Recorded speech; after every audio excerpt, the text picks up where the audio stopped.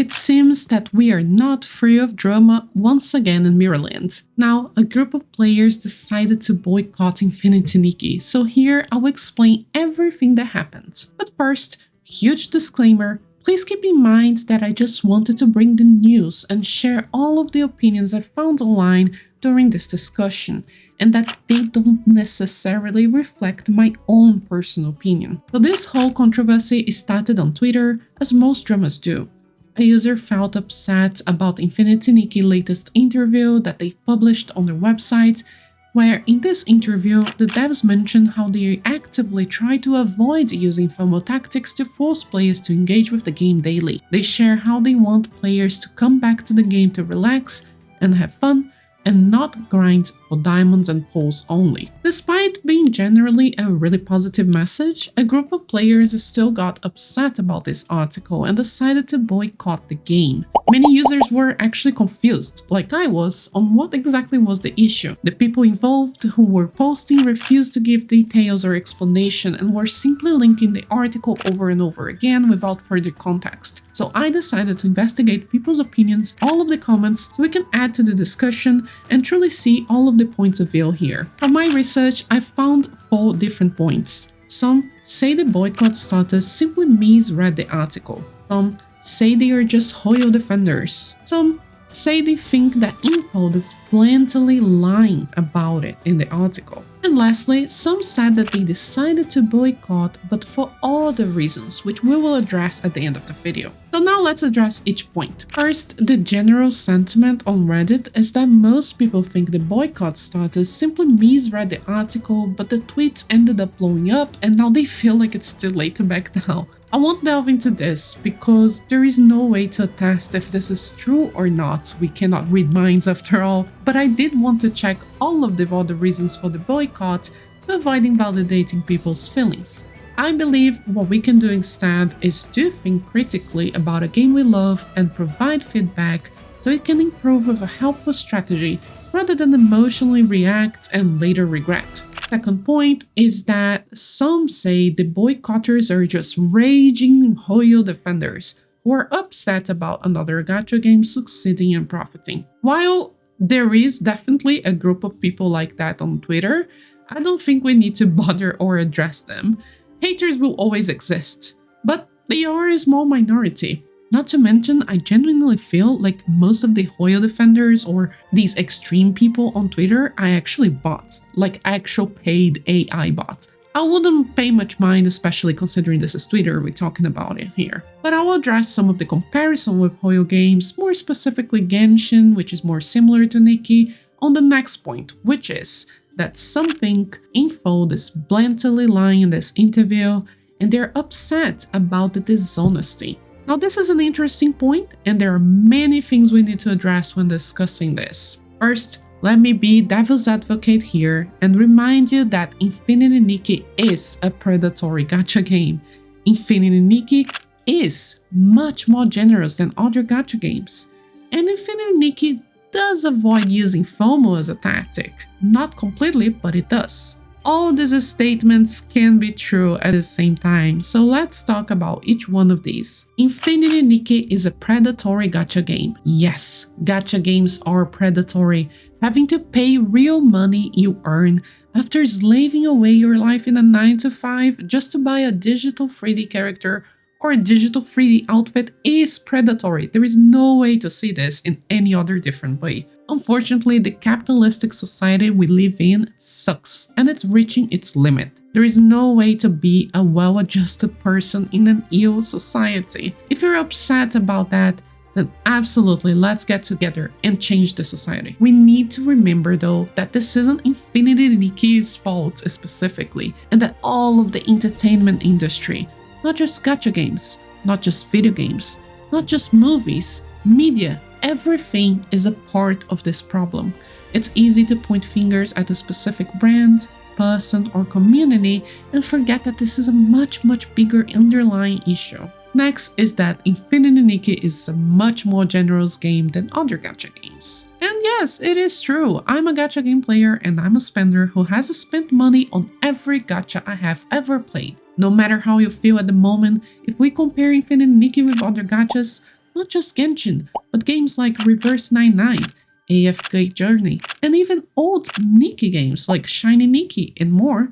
Infinity Nikki is much more generous. First, in this game, you only pull for cosmetics. You do not need any outfit for anything. You can clear the entire game content without ever pulling for any outfit. We still get tons of free outfits every update. And yes, you may want all the dresses, but as a free-to-play player, you simply won't be able to pull for everything. That's the reality and has been this way since the release, so I don't think this is the issue now. Additionally, to exemplify Infinity Nikki's generosity, I decided to compare it with Genshin Impact just because it's the most similar gacha we have at the moment, so we can have a good visual for clarity.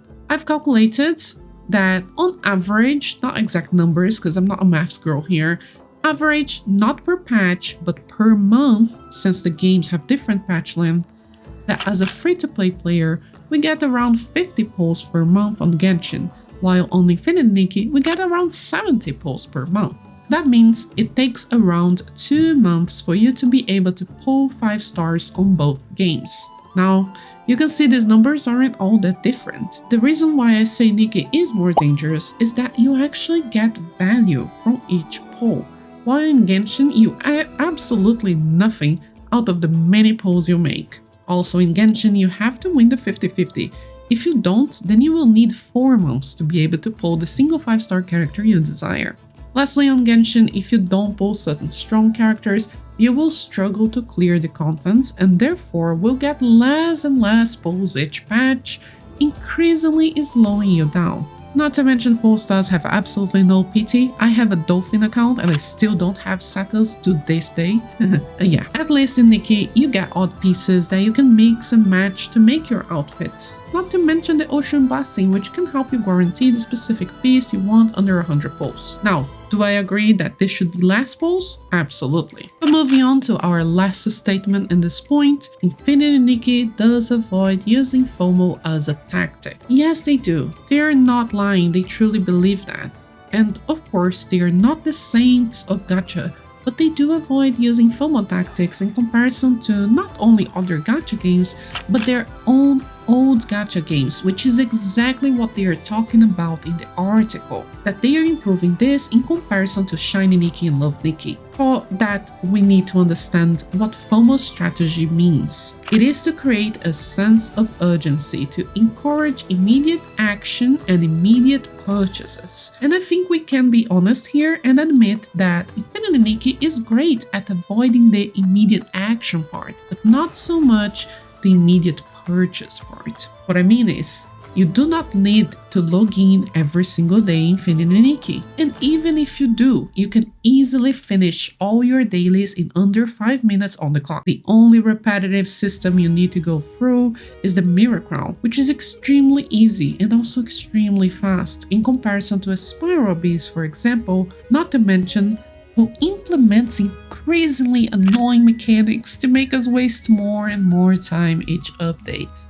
If you do struggle with Mirror Crown, I have tons of tips and I can make a new updated tutorial guide, so please let me know in the comments if you'd like that. But on the purchase front, Infinity Nikki does still have FOMO tactics in place.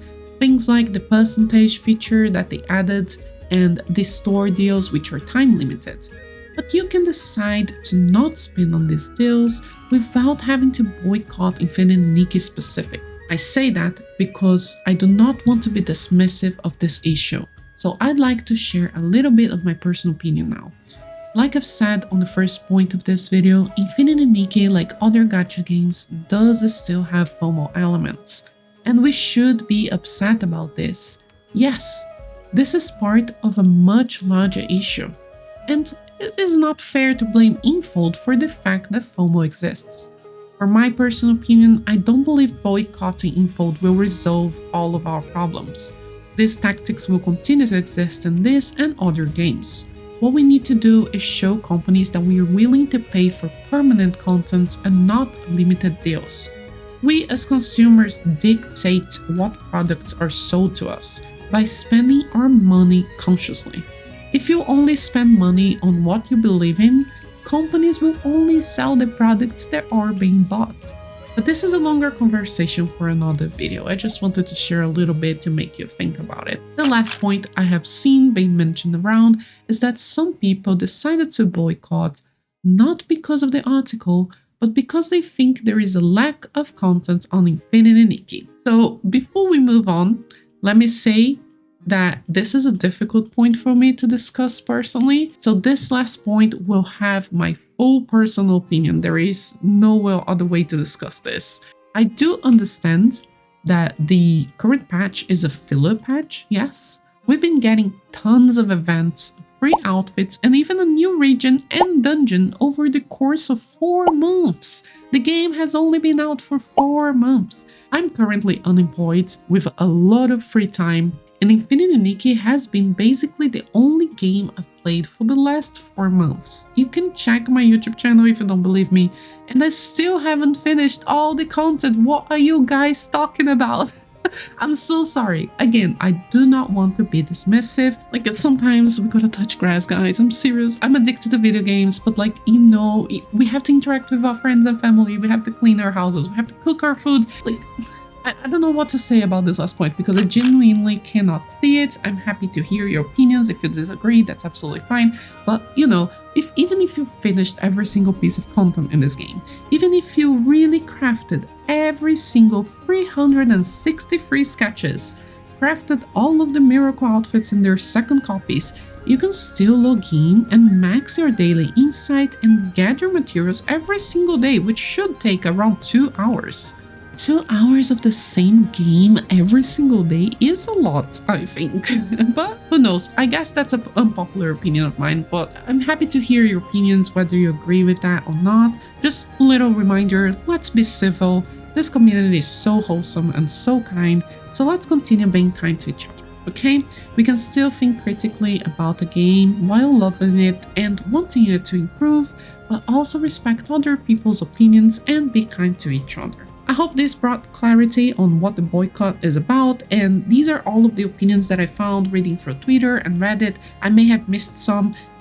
Please feel free to share your opinion about it. I love reading you guys' comments. Thank you so much for watching and see you on the next one. Ryan Little.